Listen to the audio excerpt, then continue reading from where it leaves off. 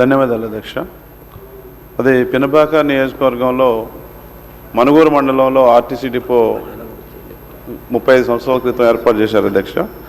RTC depot ఏర్పాటు చేసినప్పుడు చిన్న బస్ స్టేషన్ కూడా నిర్మాణం చేపట్టారు. ఆ బస్ స్టేషను ఇప్పుడు శిథిలావస్థలోకి పోయింది, వాడుకలో లేదు, పడిపోవడానికి సిద్ధంగా ఉంది. ప్రయాణికులు కూడా రోజుకు వచ్చేసి 50-60 వేల మంది ప్రయాణం చేస్తూ ఉంటారు మనుగూరు బస్ డిపో నుంచి. సరైన బస్ స్టేషన్ లేదు అక్కడ. బస్ స్టేషన్ నిర్మాణం చేసినట్లయితే ఇప్పుడు రక్షణ లేకపోవడం వల్ల ప్రమాదాలు జరుగుతున్నాయి. రోడ్డు మీద బస్సు రాగానే వెళ్తూ ఉన్నారు, ప్రమాదాలు జరుగుతూ ఉన్నాయి. రక్షణ లేదు, భద్రత లేదు ప్రయాణానికి.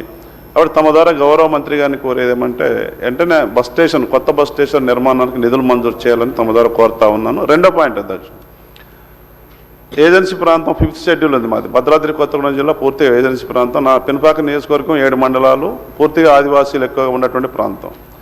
ఈ పోడుభూముల సమస్య ఉంది అధ్యక్ష. నేను కోరేది ఏమంటే తమ ద్వారా ప్రభుత్వాన్ని పాత భూములు పోడు చేసుకొని గత 20-30 సంవత్సరాలు సాగు చేసుకున్న వాళ్ళకి పోడు భూమి పట్టాలు రాలేదు.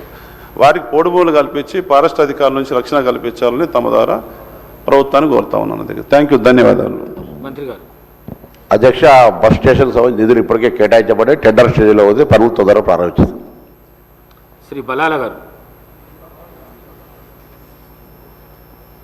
स्पीकर साहब, मैं आपके ज़रिए हुकूमत से कहना चाहूँगा कि ओवरसीज स्कॉलरशिप बिल्कुल ही नहीं दी जा रही है.